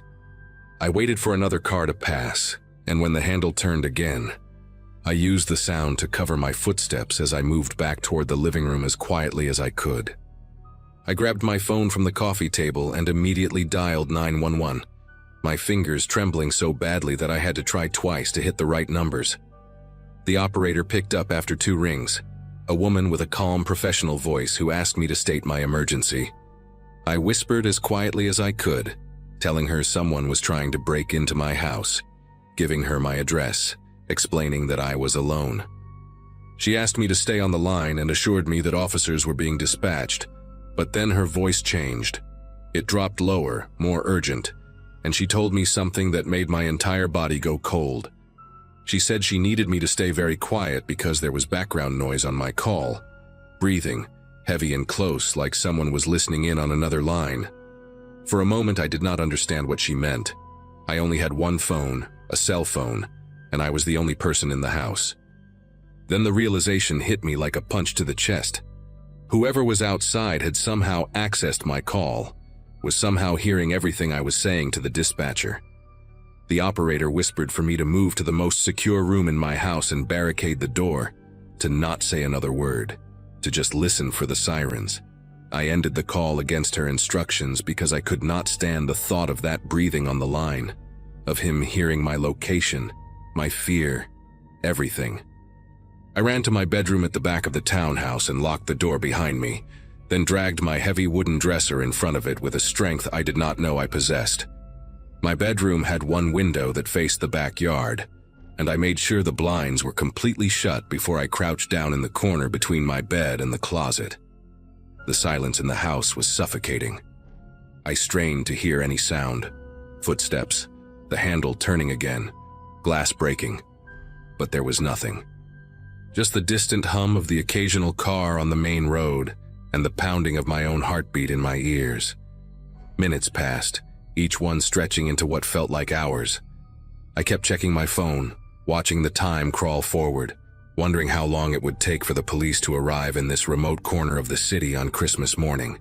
Then I heard something that nearly stopped my heart, a scraping sound, slow and deliberate, coming from the front of the house. It was not the sound of someone trying to force a door open. It was lighter, more controlled, like metal against wood. The scraping continued for maybe 30 seconds, then stopped, then started again, then stopped. The pattern repeated 3 or 4 times before everything went silent once more. I sat in that corner, arms wrapped around my knees, praying for the sound of sirens. The sirens came about 12 minutes after I had hung up, though it felt like I had aged a decade in that time. I heard the cars pull into the complex, saw the faint flash of red and blue lights through my bedroom blinds, and finally allowed myself to breathe. There were voices outside, loud and authoritative, calling out commands and announcing their presence. I stayed in my room until I heard a knock on my front door, and a man identifying himself as Officer Hartley with the Tucson Police Department. Even then, I made him slide his badge under my bedroom door before I would move the dresser and come out. He was a tall man in his 50s, with a gray mustache and kind eyes that immediately made me feel safer. His partner, a younger woman named Reeves, was outside examining the perimeter of my townhouse with a flashlight. Officer Hartley sat me down on my couch and asked me to walk him through everything that had happened, and I told him all of it. The lights going out, the shadow at my window, the handle turning in rhythm with the passing cars, the breathing on the phone line. He listened without interrupting, taking notes in a small leather pad, his expression growing more serious with each detail I shared. Officer Reeves came inside a few minutes later, and the look on her face told me she had found something. She asked Officer Hartley to step outside with her, and through my front window I watched them examining my porch with their flashlights, crouching down, pointing at things I could not see from where I sat. When they came back inside, Officer Hartley sat down across from me and told me what they had discovered. The outdoor Christmas lights had not blown a fuse. Someone had deliberately unscrewed the bulbs, carefully enough that none of them were broken, just loosened in their sockets so they would not turn on. Along the doorframe of my back door, they had found fresh scratch marks in the wood, deep grooves that suggested someone had been trying to pry the door open with some kind of tool, maybe a flathead screwdriver or a crowbar. The scraping sound I had heard from my bedroom was likely the same person working on my front door. Officer Reeves said the marks were methodical, not frantic, which indicated someone who knew what they were doing and was taking their time. They asked me if I had any enemies, any ex-partners who might want to harm me, anyone who had been bothering me recently. I thought of my ex-husband immediately, but he had moved to Chicago 8 months ago and had no reason to come back. The officers stayed with me for over an hour, taking photographs of the damage, dusting for fingerprints and canvassing the empty units nearby for any sign of the intruder. They found footprints in the soft dirt behind my backyard fence, size 11 work boots based on the tread pattern, leading out into the desert scrubland and disappearing about 50 yards from my property. Whoever it was had parked somewhere out there in the darkness, walked in on foot, and vanished the same way when the sirens approached.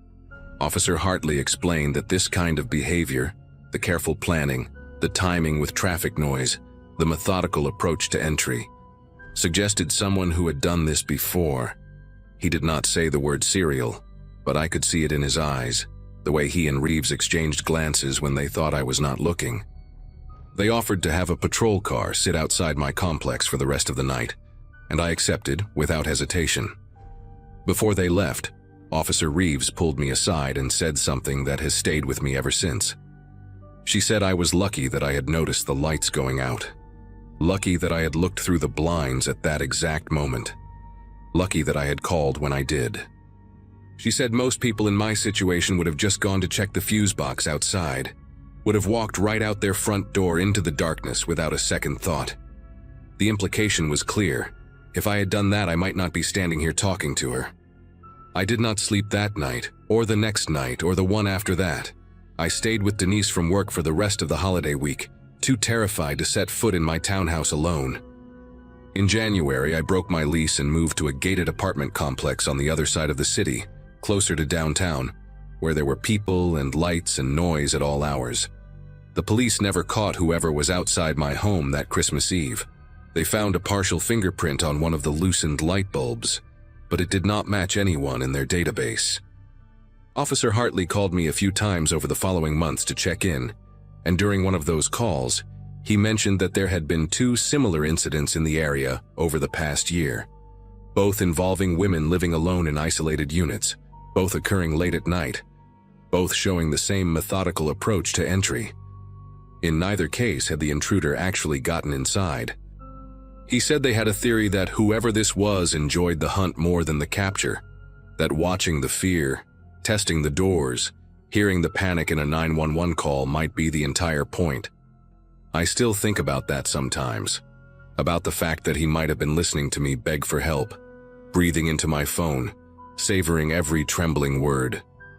I installed a security system in my new apartment, bought a baseball bat that I keep next to my bed, and I never, ever spend a holiday alone anymore. Some lessons you only need to learn once.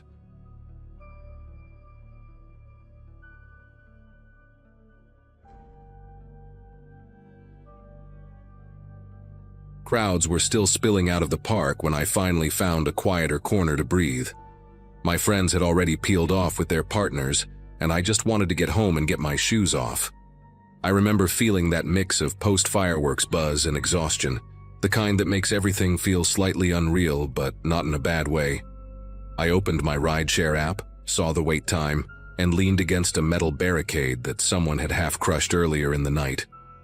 The air still smelled like burnt powder and kettle corn, and people were laughing, stumbling, calling out to each other as they tried to reconnect in the chaos. I was sober, just tired, and trying to shake off the leftover adrenaline from the fireworks. My driver's car was listed as a charcoal sedan, pretty common, so I kept checking the little GPS dot creeping closer. A few minutes passed before a charcoal sedan rolled up to the curb with its window halfway down. The driver leaned over and called my name, calmly, like he'd said it 1,000 times. That threw me off more than anything, because I hadn't even seen him clearly yet. He had a baseball cap pulled low, and the streetlights were doing that annoying strobe effect as people walked in front of us, blocking the glow every few seconds. I glanced at the car, same color, same make, and for a second I almost opened the door, but something nudged me to double-check the plate. It was close, incredibly close, but the last digit wasn't right. 1 number off, not a typo off, like a completely different digit. I asked him about it, trying to keep my voice casual. His reaction snapped something inside me. Instead of just correcting me or explaining, he sighed loudly and waved me toward the door like I was being dramatic. He muttered something about the street being a disaster and how he couldn't sit here all night, and his tone carried this irritated edge that felt too personal for someone I'd never met. People were squeezing past us, brushing against my shoulders, and the noise around me felt heavier suddenly. Not louder, just harder to filter.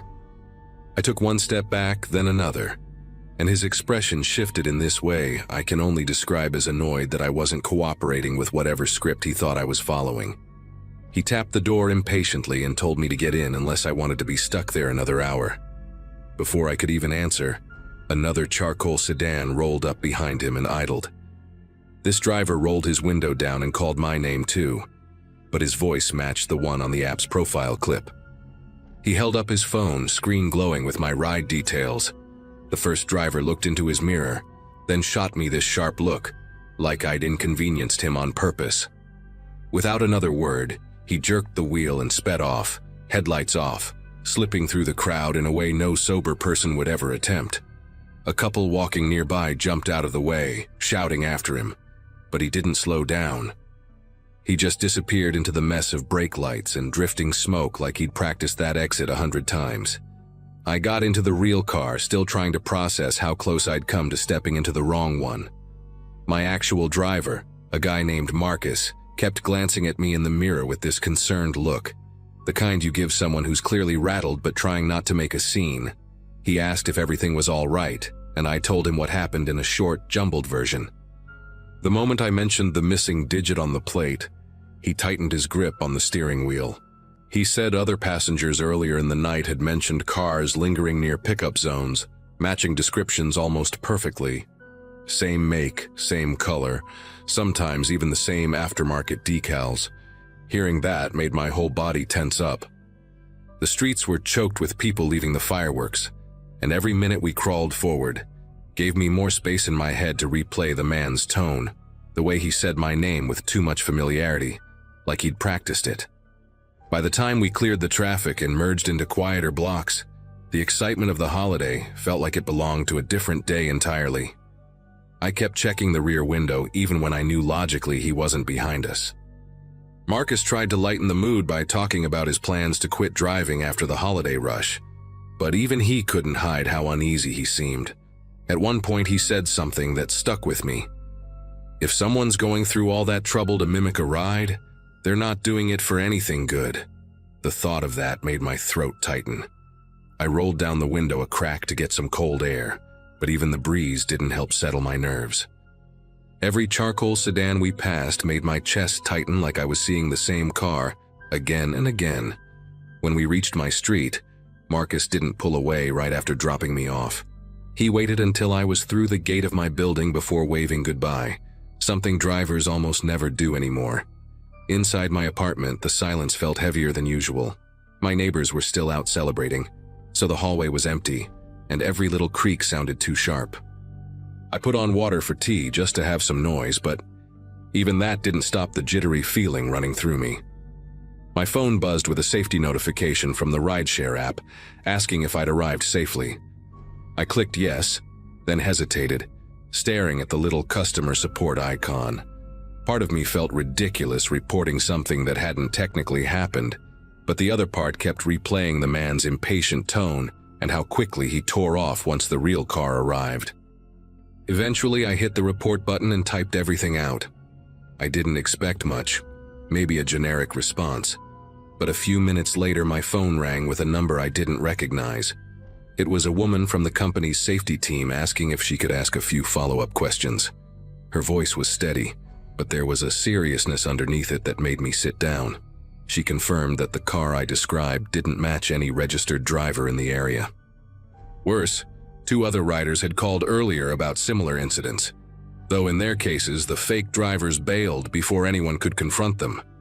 Hearing that made my palms go damp in an instant.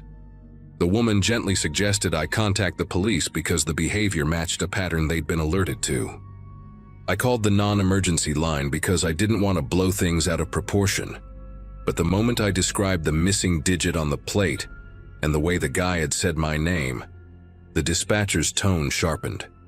She transferred me to an officer who asked for every detail I could remember. The cap, the angle he held his arm on the window frame, the way he kept glancing at the sidewalk instead of at me. While I talked, I paced around my living room, stopping every time I realized I didn't actually want to be near the windows. The officer said they had already increased patrols near the event area after multiple women reported drivers acting strangely or circling the same blocks repeatedly. He asked if I could come in the next day to give a formal statement. I agreed, even though I barely slept after hanging up. At the station the following afternoon, the detective I spoke with laid out photos of different sedans, each one circled on maps showing their paths around the event zone.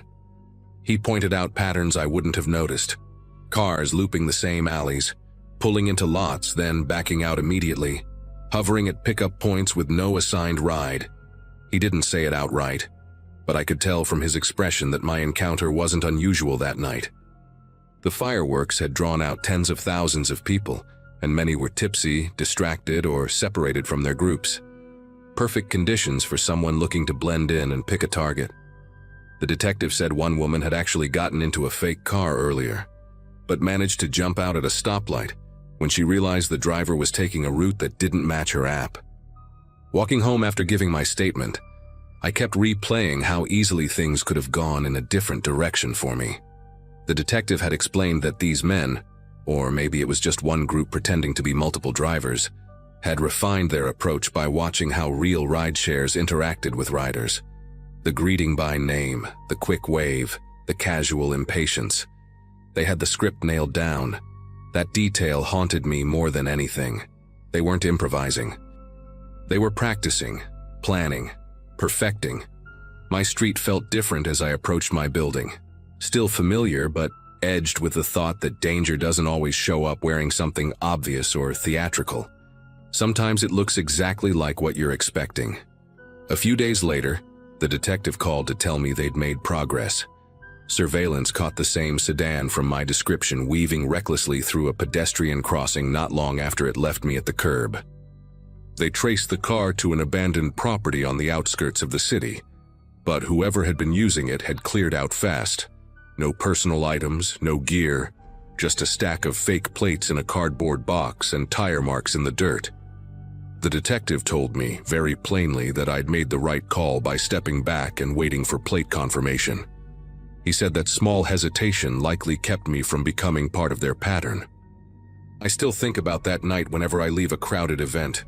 How one missing digit saved me from stepping into a car, meant for someone who wasn't supposed to come back.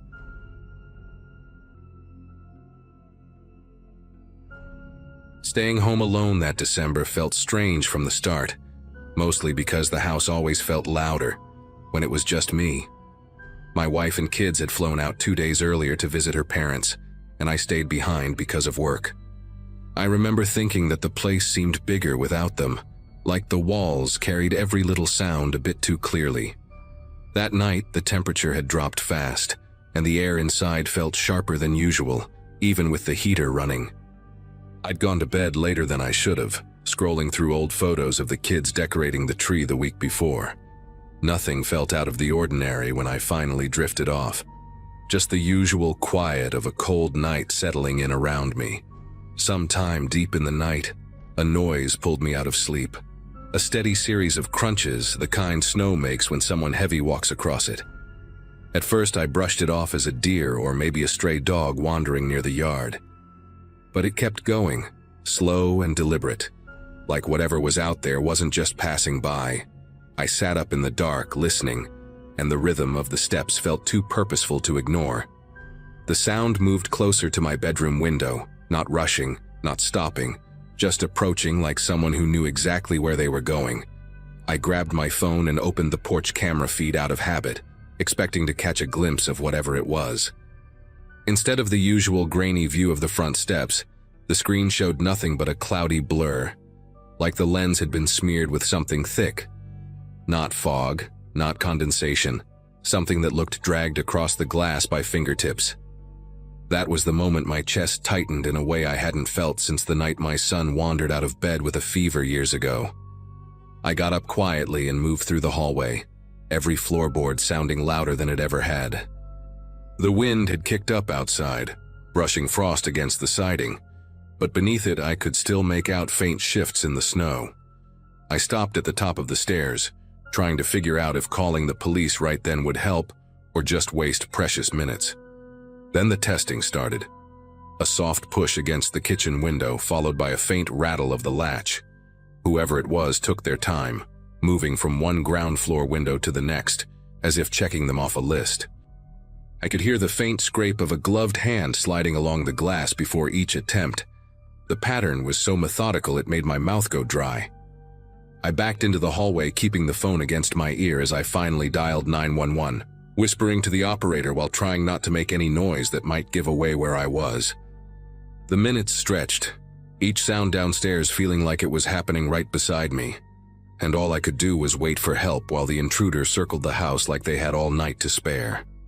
The operator assured me officers were on the way, but with the holiday calls stacking up, she couldn't give me a clear estimate. I stayed crouched at the top of the stairs, listening as the intruder reached the sunroom windows.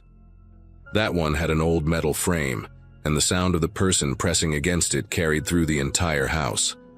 The way they moved made it feel like they'd studied the layout beforehand, lingering longer at the windows that were easier to unlatch, barely tapping the ones I always kept locked tight.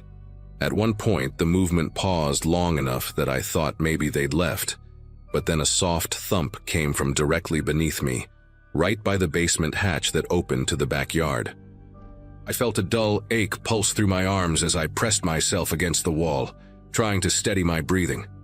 When the person finally reached the back door, the handle gave a slow metallic creak, as if they were testing how much pressure it would take before it snapped. I kept replaying the smeared camera lens in my head, realizing whoever this was had gotten close enough, calm enough, to touch the camera without fear of being recorded. Every couple of seconds, the intruder stepped away from the door only to return for another attempt, like they were trying to match their movements with passing gusts of wind. The absurd part is that I kept glancing at the thermostat across the room, watching the temperature drop inside the house as if it could tell me how close the person was. I sent my wife a quick text saying everything was fine, even though the last thing I felt was fine. Eventually, the footsteps drifted toward the front of the house again, but this time slower, heavier, like the person wanted me to hear them. They brushed past the living room window, their shadow crossing the faint glow from the street lamp. I couldn't make out the shape clearly, but it was tall, broader than any of my neighbors, and moving with a steadiness that made my throat tighten. Right then, a loud crack sounded outside, not from my house, but from farther up the street. Maybe someone set off a firework, or maybe ice snapped on a branch. Whatever it was, it made the person outside stop. I held my breath and waited for the next sound, but it never came. Instead, the footsteps faded, disappearing into the snow as if they'd simply dissolved into the night. By the time the officers arrived, the house had gone silent again. I met them at the door, trying to explain everything while they swept the yard with their flashlights. The beam caught a full trail of footprints circling the entire property, looping around the porch, the windows, even the garage door. The strangest part was how the tracks ended. They didn't trail off naturally or fade into the distance. They stopped abruptly at the edge of the road, right beside tire marks that cut a deep line through the frozen slush. One of the officers pointed out how clean the prints looked, like the person had been standing there for a long time before walking up to the house. The idea that someone had parked there watching me, hours before even taking a step toward the yard, made my mouth go dry. The officers did one last sweep around the property before heading back to their cruiser, leaving me with their card and a reminder to lock everything down tight. After they pulled away, the house felt colder than before, the kind of cold that sinks into the carpet and settles in the corners. I walked room to room, checking every window again, noticing tiny details I hadn't paid attention to earlier. A faint circle on the glass where a gloved thumb must have pressed, a thin line of melted snow on the inside of the back door frame. Somehow, those small traces felt worse than the noises themselves. They proved the person was confident enough to get right up against the house without hesitating, like they'd been there before, or at least practiced getting close. Sleeping that night wasn't an option. I sat on the couch with the living room lamp on, staring at the faded smear on the porch camera feed as it slowly cleared in the cold. The more I thought about it, the more it bothered me that the camera wasn't smashed or disabled. It was just covered. Someone wanted me blinded, but not alerted. I kept imagining a hand reaching toward the lens, palm first, moving slowly enough for the warmth of the skin to leave streaks across the glass. Maybe they wiped it clean on their clothing afterward. Maybe they didn't care if I saw their handprint. Either way, the idea of someone being inches from my face, separated only by a tiny camera, made it impossible to shake the uneasy buzzing beneath my ribs. When the sun finally came up, I stepped outside to take a better look at the footprints before they disappeared under fresh snowfall. The pattern confirmed exactly what the officers had said. The tracks circled the house in one long, looping trail, doubling back at certain windows like the person had returned to them more than once. What shook me most was how deep the prints were near the porch camera.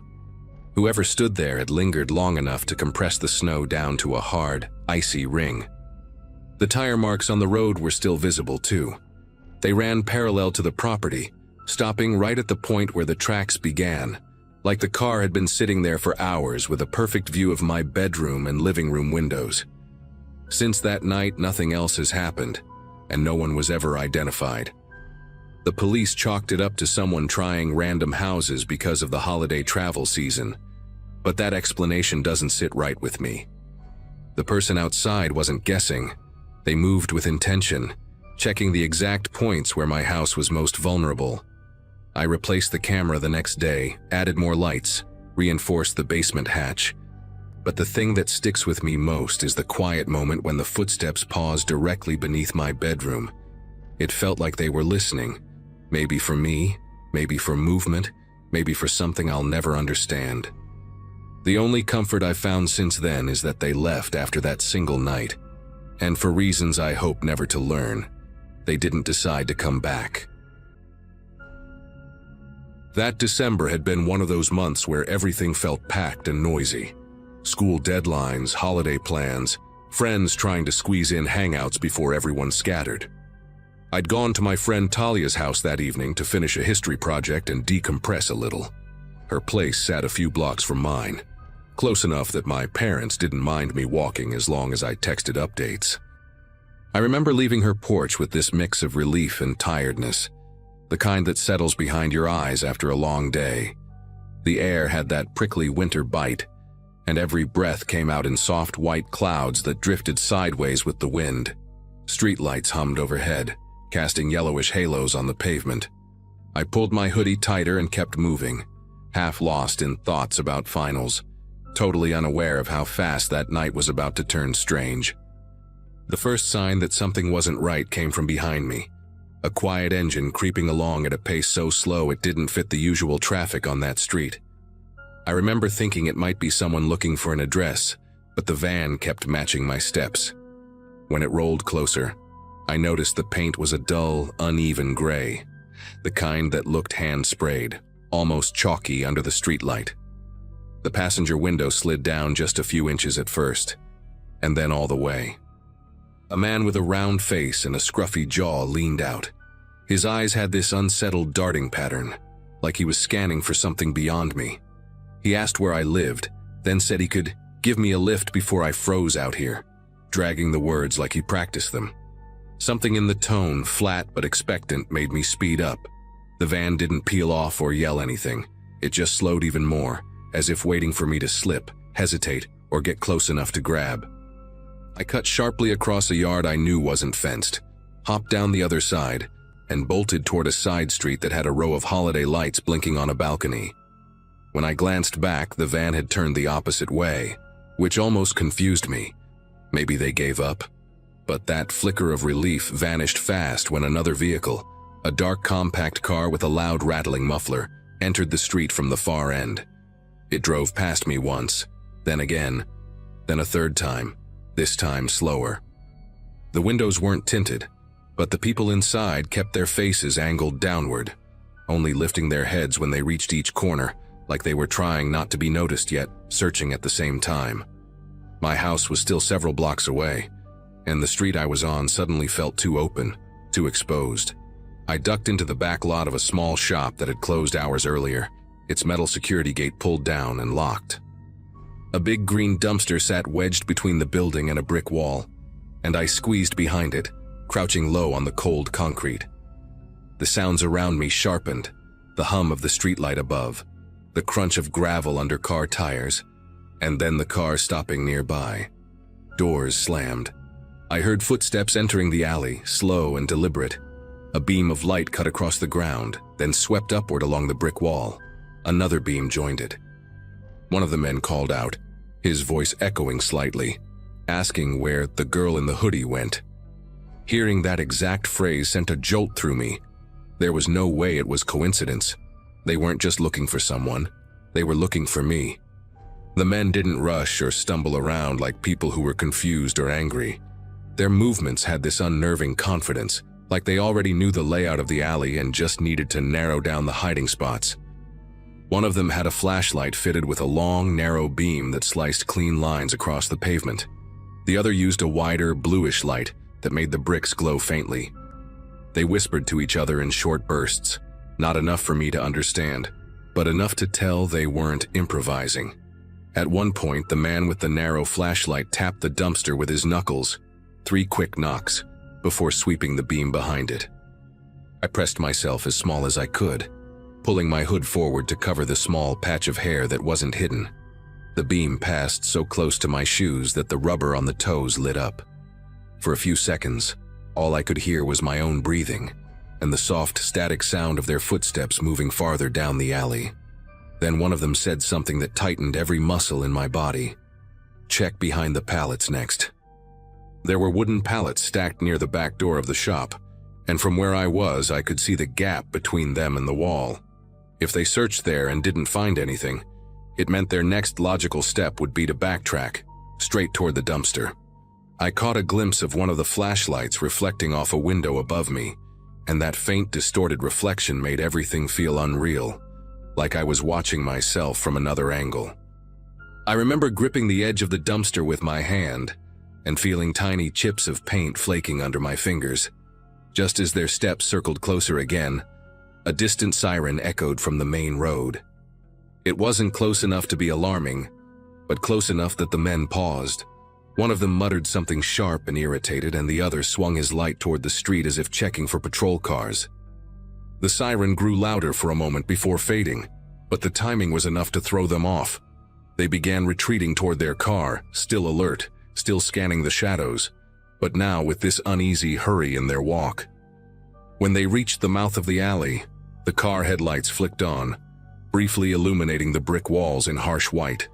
The vehicle rolled slowly down the block, the occupants staring out both sides of the windows one last time before turning the corner. I stayed crouched behind the dumpster much longer than I probably needed to, aware that the cold from the concrete had started creeping through my jeans. My legs kept tensing and relaxing on their own, like my body couldn't decide whether to run or stay frozen in place. When I finally stood up, the world felt too quiet. No cars passing, no people walking dogs, not even the usual wind rattling the loose gutter above the shop. I peeked around the corner of the building toward the street and saw nothing but an empty intersection, the crosswalk light blinking its red hand slowly, over and over. I knew I had only a small window of safety, so I slipped out of the lot and took the back route home, cutting through yards and narrow paths I hadn't walked in years because they were always too dim. That night, they felt like the safest options I had. By the time I reached my street, the cold had settled deep into my clothes, but I barely registered it. What I kept replaying instead was the way the men had used my hoodie as a descriptor, like they'd already been watching before the van even showed up. My house came into view between 2 leafless trees, their branches stretching across the front yard like thin arms. One window on the 2nd floor glowed faintly. My mom always left a lamp on when she knew I was walking home. That small patch of warm light hit me harder than I expected. I hurried up the porch steps, unlocked the door as quietly as I could, and slipped inside. The house smelled like cinnamon tea and old wood, familiar and grounding, but my nerves were still strung tight enough that every creak felt amplified. I didn't tell my parents right away. Not because I didn't want to, but because something about the whole encounter felt surreal. Like if I started talking too quickly, I'd jumble the details or sound dramatic. I went straight to my room, sat on the edge of my bed, and tried to slow my breathing. From my window, I could see the faint glow of the street lamp outside, and a slice of the sidewalk. For a long time, I watched that empty patch of pavement, half expecting something to turn the corner again. My phone buzzed with a message from Talia asking if I'd gotten home. I remember typing, "Yeah, all good," even though I didn't feel steady at all. Part of me was worried that saying what happened out loud would make it more real. The next morning, the local news ran a segment that made everything snap into place. A reporter stood outside a shopping center decorated with plastic reindeer and garlands, talking about an investigation into an organized group targeting young women walking alone after dark. They mentioned unmarked vans, mismatched license plates, multiple coordinated vehicles, and suspects using holiday crowds and early sunsets as cover. I sat on the couch staring at the screen while the reporter listed streets only a few blocks from where I'd been the night before. When she said law enforcement had disrupted part of the operation, but were looking for more individuals who fled, a chill threaded through me. Not the dramatic kind, but the quiet understanding that the men searching that alley hadn't been random predators. They were part of something bigger, something deliberate. Later that day, I finally told my parents everything. My mom listened with this silent intensity, her hand covering her mouth. My dad kept asking for small details, positions of cars, which direction the van came from, how many voices I heard, like he could reconstruct the entire night if he gathered enough pieces. They contacted the police, who took the reports seriously, but admitted they were already overwhelmed with similar tips. Still, an officer assured us they had patrols circling the area more frequently.